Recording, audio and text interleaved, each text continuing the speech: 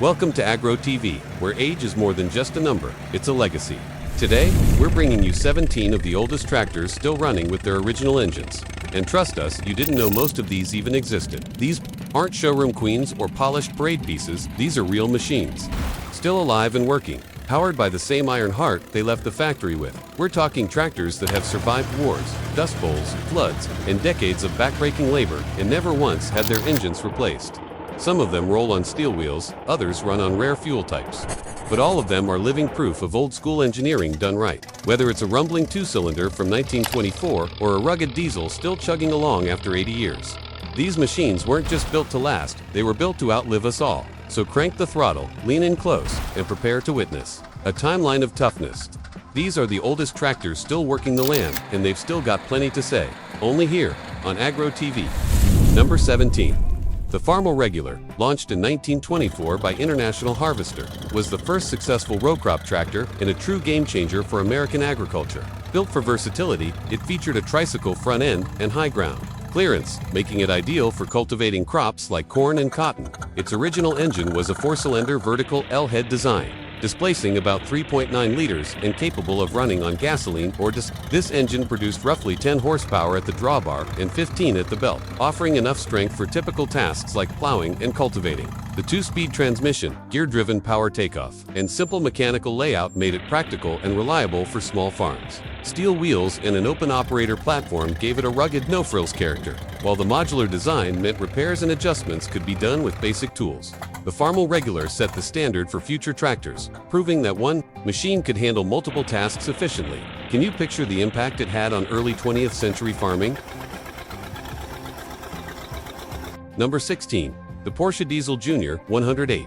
Built between the mid-1950s and early 1960s, was the smallest model in Porsche's agricultural tractor lineup, aimed at small farms and vineyards needing a compact yet capable machine. It was powered by a single-cylinder, air-cooled diesel engine with a displacement of approximately 822 cubic centimeters, delivering around 14 horsepower.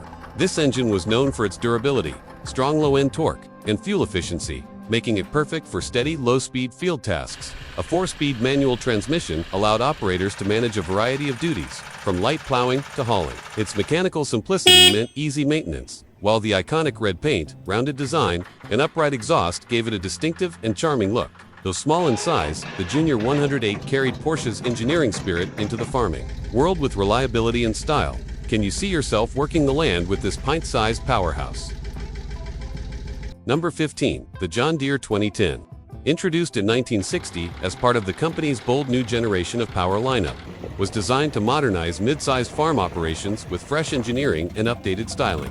Positioned as a versatile utility tractor, the 2010 came in several variants including row crop, utility, and crawler versions, but the original power plant in the standard row crop model was a 4-cylinder gasoline engine. Displacing approximately 2.4 liters, this engine delivered around 46 horsepower and was noted for its smoother performance and improved fuel economy compared to previous two-cylinder models, reflecting John Deere's shift toward multi-cylinder power plants for broader market appeal. The engine was paired with an 8-speed transmission and featured options like power steering, live PTO, and a more advanced hydraulic system, making it a more capable and comfortable machine in the field. The 2010 also came in diesel and LP gas versions, offering flexibility depending on farm requirements. Aesthetically, it carried the sleek lines and updated operator layout that defined the new generation tractors, finished in the signature green and yellow paint that became iconic across American farms. Despite its forward-thinking design, the 2010 developed a mixed reputation due to reliability concerns in the hydraulic and engine systems, which would later be addressed in future models. Still, it remains an important part of John Deere's evolution into a modern tractor manufacturer, representing a key step in the company's transition from tradition to innovation. Would you take a chance on the 2010's promise of progress, or stick with the proven classics? Number 14. The Ford Nog Golden Jubilee, released in 1953 to commemorate Ford's 50-year anniversary, marked a major step forward in the company's tractor development. It was powered by a new overhead valve 4-cylinder gasoline engine, known as the Red Tiger, with a displacement of approximately 2.2 liters and an output of around 32 horsepower. This engine offered better fuel efficiency and more power than its predecessors, paired with a 4-speed transmission that gave it solid versatility for plowing, grading, and other farm tasks. The NA featured live hydraulics with an improved 3-point hitch system, a major upgrade over earlier models, making it easier to control implements on the go. with a more modern design, streamlined hood, and prominent golden Jubilee badge. On the nose, it stood out as both a tribute and a technical evolution. As the first entirely new Ford tractor since World War II, it blended style, performance, and reliability. Would this golden Jubilee be your pick for a working classic? Number 13. The Allis-Chalmers Model 190 XT, produced from 1964 to 1971, was a powerful and modern row crop tractor that marked a significant leap in performance for its era. Its original engine was a six-cylinder diesel built by Allis-Chalmers with a displacement of approximately 4.9 liters and an output of around 93 horsepower. This engine delivered strong low-end torque and consistent power, making the 190 XT ideal for demanding fieldwork like heavy tillage and large-scale planting. A unique feature was its power director transmission, offering a high-low range for each gear without using the clutch, improving efficiency during changing field conditions. The 190 XT also introduced a more comfortable operator station, improved visibility, and increased fuel capacity, aligning with the needs of larger farms. With bold styling and impressive strength, it quickly earned a reputation for being both rugged and responsive. Could the 190 XT handle the toughest jobs on your farm? Number 12. The Case IH 5140. Produced from the early 1990s as part of the popular Maxim series, was designed to deliver a blend of power, comfort, and versatility for mid-sized farming operations. At its heart was a turbocharged four-cylinder diesel engine built by CDC Consolidated Diesel Corporation, displacing approximately 3.9 liters and generating around 95 horsepower, known for its fuel efficiency and strong torque curve. This engine gave the 5140 the muscle to handle heavy implements and demanding tasks with ease. It came equipped with a 16-speed semi-power shift transmission, allowing smooth gear changes under load and reducing operator fatigue. The 5140 also featured a spacious cab with improved visibility, ergonomic controls, and sound insulation, offering a comfortable environment for long days in the field. Its dependable performance and smart design made it a favorite among farmers seeking reliability without excessive complexity. Would the Maxim 5140 be your go-to for getting serious work done? Number 11. The Allis-Chalmers 7580, introduced in 1976, was a bold entry into the four-wheel drive articulated tractor market, aimed at high-horsepower applications on large-scale farms. It was powered by an Allis-Chalmers turbocharged six-cylinder diesel engine, displacing approximately 8.3 liters and producing around 210 horsepower. This big block engine delivered strong torque and reliable performance, designed to pull heavy implements across vast acreage with ease. The 7580 featured a 20-speed power director transmission and full-time four-wheel drive, offering solid traction and flexibility in tough field conditions. Its spacious cab, mounted mid-frame for balance, came with improved visibility, suspension seating, and better noise insulation for operator comfort. Despite its innovative design, the 7580 faced criticism for drivetrain durability under constant load. Still, it symbolized Allis-Chalmers' commitment to competing in the high-power segment. Would you put this articulated giant to work on your biggest fields?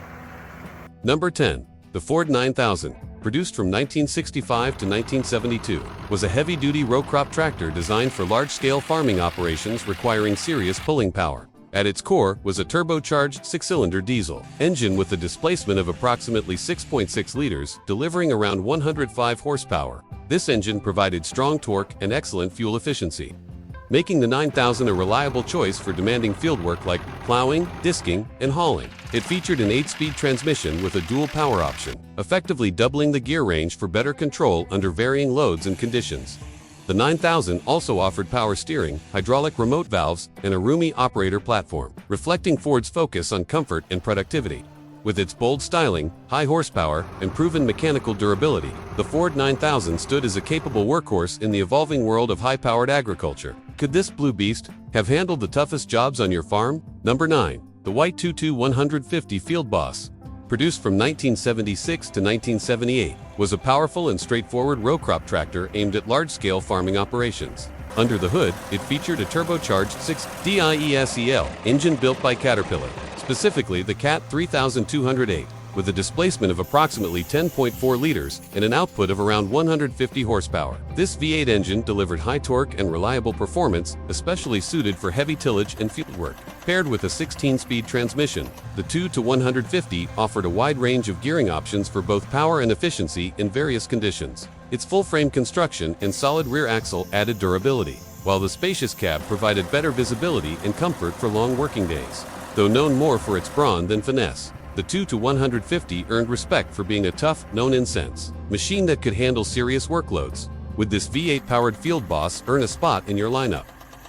Number 8. The International 1086. Produced from 1976 to 1981, was one of the most popular tractors in the 86 series. Built to meet the needs of mid to large-scale farming, it was powered by the reliable DT414 engine, turbocharged 6-cylinder diesel with a displacement of approximately 6.8 liters, delivering around 131 horsepower. This engine provided strong torque, dependable cold starts, and solid fuel efficiency, making it well-suited for heavy tillage and demanding field tasks. The 1086 featured a 16-speed torque amplifier transmission, allowing on-the-go shifting between high and low ranges for added versatility. Its large, comfortable cab, known as the custom cab, offered improved visibility, sound insulation, and climate control, setting a new standard for operator comfort. Known for its strength, simplicity, and iconic red design, the 1086 became a backbone of many American farms. Would you put this classic workhorse back in the field today? Number 7. The White Field Boss 22155. Produced from 1976 to 1981, was the flagship model in White's to Onyx X series and represented a serious contender in the high-horsepower row crop tractor market. It was powered by a robust, turbocharged 6-cylinder diesel engine manufactured by Minneapolis Mullen, known as the HD800, with a displacement of approximately 8.3 liters.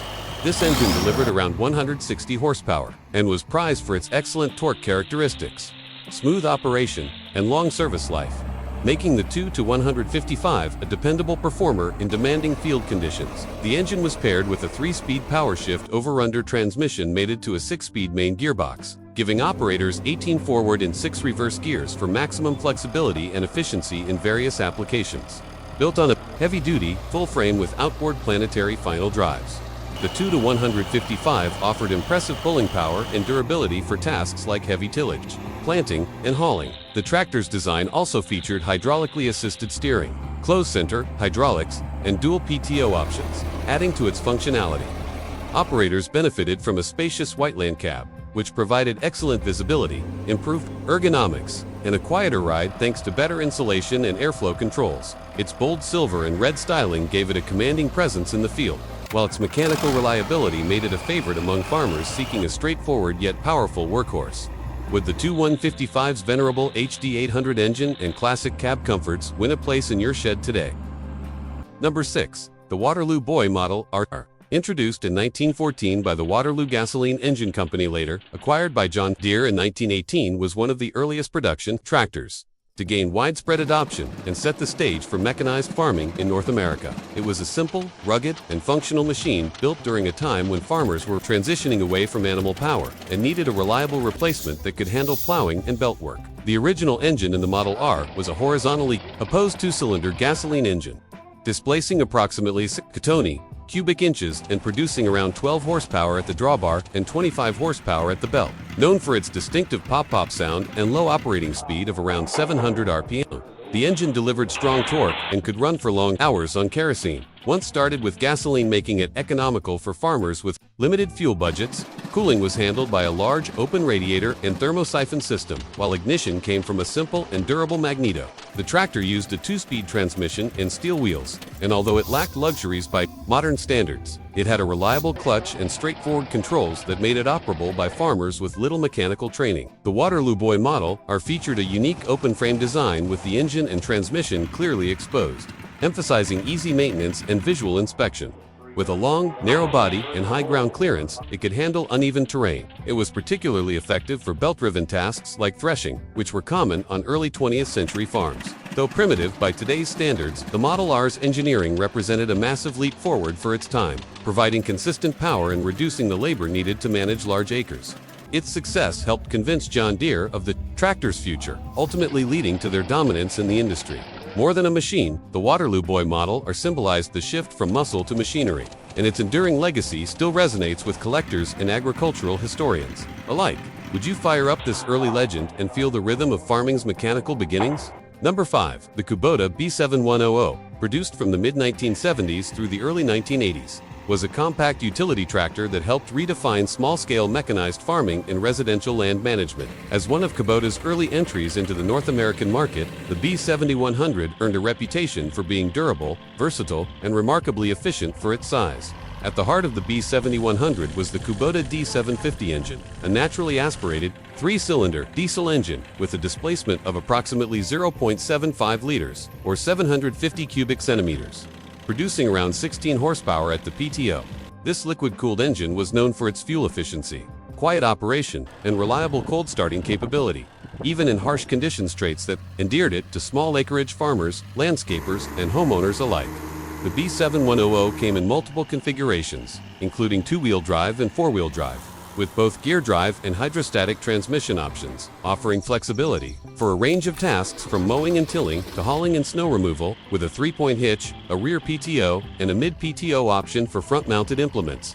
The B710 could easily handle a variety of attachments like front-end loaders, mower decks, and blades, making it a true multitasker in a compact frame. Its lightweight build and narrow footprint made it ideal for working in tight spaces, greenhouses, or hilly terrain where larger tractors could not safely operate. Despite its modest horsepower rating, the B710's thoughtful gearing and strong hydraulics gave it surprising capability, and its simple mechanical systems meant low maintenance costs and ease of service. Operator comfort was minimal by modern standards, but the open platform design allowed for easy access and visibility while working. The combination of quality Japanese engineering, fuel-efficient performance, and unmatched practicality helped the Kubota B710 establish the company's reputation for reliability in the U.S. market. Even decades after its production ended, many B710 tractors remain in active use today, a testament to their longevity and utility. Would you put this small but mighty workhorse to the test on your own land? Number 4. The Minneapolis Mullen G1355. Produced from 1972 to 1974, was a powerful and distinctive row crop tractor that stood at the top of the company's lineup. During the twilight years of the Minneapolis Mullen brand, built during a time of industry consolidation and technological transition, the G1355 was a badge-engineered collaboration between Minneapolis Mullen and Oliver, both of which were under the White Motor Corporation umbrella. What made the G1355 truly stand out was its original engine, a massive Caterpillar-built 3,200 8V8 diesel, a naturally aspirated 8-cylinder engine with a displacement of approximately 10.4 liters. This powerhouse delivered around 135 to 145 horsepower at the PTO and was prized for its deep torque curve, smooth V8 performance, and reliability in long working hours. The 3208 was known for being relatively low maintenance for its size, with a mechanical fuel injection system and simple cooling layout, making it easier to service than many competing engines in its class. Paired with a 6-speed transmission with an over-under power shift unit, the G1355 offered 18 forward and 6 reverse gears, giving operators a wide range of speeds for heavy tillage, planting, and transport work. Though the Caterpillar engine was an unusual fit in an agricultural tractor, its strong performance and unique sound made it memorable on the field. The G1355 was available in both two-wheel drive and front-wheel assist variants, and it featured Minneapolis Mullen's traditional styling, including bold yellow paint, squared fenders, and a wide operator platform. Its frame and drivetrain components were shared with the Oliver 2255 and White 22150, reflecting the platform sharing strategy of White at the time. Despite its strength and capability, the G1355 had a limited production run and struggled with identity in a competitive and shifting market, especially as brand loyalty was divided among Oliver, Mullen, and White owners. Nonetheless, its combination of brute power, V8 character, and rarity has turned it into a collector's favorite today. The G1355 marked both an ambitious technical move and a symbolic close to an era for Minneapolis Mullen one. Last bold roar before the yellow tractors disappeared into history. Would you bring this V8 legend back to life for another round in the field? Number 3. The Deuts D15, introduced in 1961 and produced through the mid-1960s, was a compact, air-cooled diesel tractor that embodied German engineering efficiency and was designed specifically for small farms, orchards, and light utility tasks. As part of Deutz's popular D-Series, the D15 served as an entry-level model, offering simple mechanics, low operating costs, and a reliable work ethic that made it a staple across European agricultural landscapes.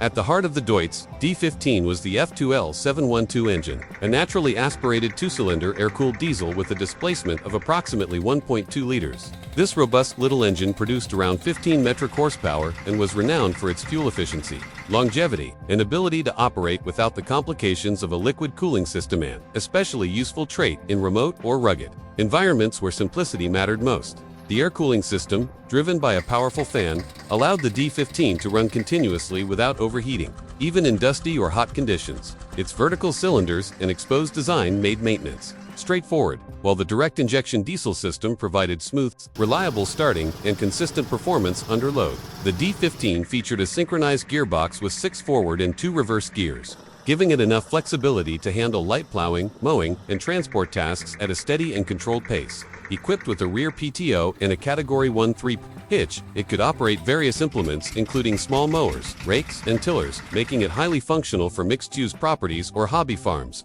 The compact wheelbase and low center of gravity allowed the D15 to maneuver in tight areas such as vineyards and orchards, where larger tractors simply couldn't go. Though basic in design, it offered a surprisingly comfortable operator platform. For its size, with an open layout, clearly marked controls, and a padded seat positioned to reduce fatigue during long working days. Its styling, with green body panels, rounded fenders, and the signature Deutz grille, gave it a clean and purposeful look that was both classic and instantly recognizable.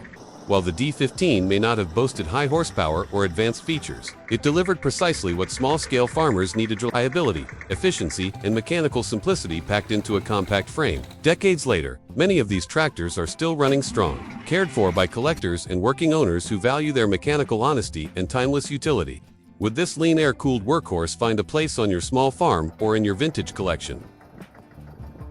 Number 2. The Stiger Puma 1000, produced briefly during the early 1980s, was a unique and lesser-known entry in Stiger's line of high-horsepower four-wheel drive tractors. Developed during a time when Stiger was experimenting with more compact, versatile platforms for mixed farming operations.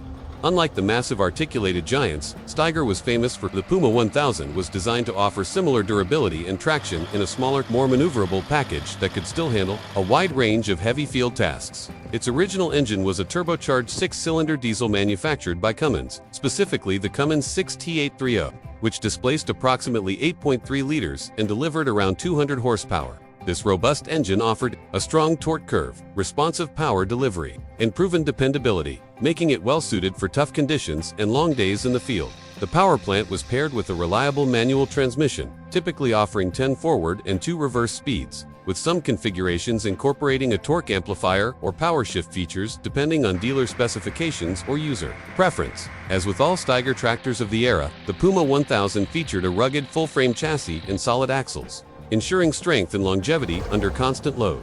The tractor's articulated steering provided a tight turning radius for its size, enhancing its usefulness in row crop or mixed operations where agility was a bonus. Operator comfort was also addressed with a roomy, enclosed cab that included suspension seating, clear instrumentation, and improved visibility, hallmarks of Stiger's focus on practicality and operator productivity. With its distinct green paint and squared-off styling, the Puma 1000 stood out visually while still aligning with the functional aesthetics of its larger Stiger siblings. However, due to limited production numbers, regional availability, and the company's evolving product focus under changing ownership, eventually becoming part of the case.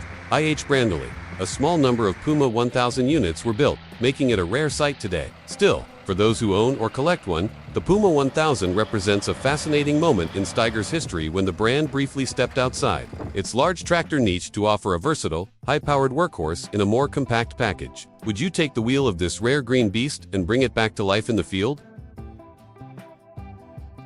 Number 1. The Rumley Oil Pull. First introduced in 1911 by the Advanced Rumley Company of LaPorte, Indiana, was one of the earliest and most iconic prairie tractors to gain traction during the golden age of steam-to-gasoline transition. Designed as a heavy-duty alternative to steam traction engines, the oil pull used a unique power plant, a horizontally opposed two-cylinder engine that ran on kerosene, also referred to as tractor fuel, instead of gasoline. What made the oil pull truly distinctive was its use of oil cooling rather than water. The original engine design employed an open crankcase, massive flywheels, and lower PM torque to produce between 25 and 60 horsepower at the drawbar, depending on the model.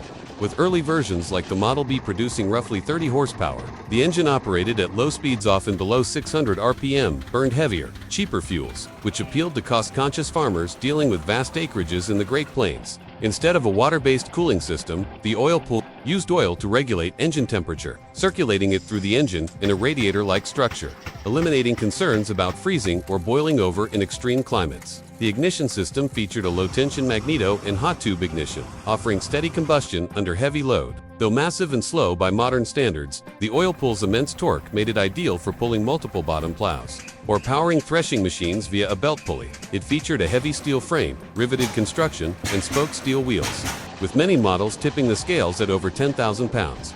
Starting the engine required a precise sequence of manual priming, flywheel spinning, and warm-up, reflecting the early era of internal combustion. Despite its complexity, the Rumley Oil Pull gained a reputation for rugged reliability and operational economy in areas where steam traction engines were becoming impractical. Operators enjoyed the protection of a canopy roof, though creature comforts were otherwise minimal. The towering exhaust stack and exposed mechanical systems gave the tractor a mechanical character that has become legendary among collectors. When Rumley was eventually acquired by Alice Jomers in the late 1930s, the oil pull line faded from production, but its influence endured in the evolution of internal combustion tractors. Today, the Rumley Oil Pull stands as a mechanical monument to early agricultural innovation, combining simplicity, brute force, and fuel economy in one unforgettable package. Would you crank this oil-cooled pioneer to life and feel the rhythm of early mechanized farming under your feet?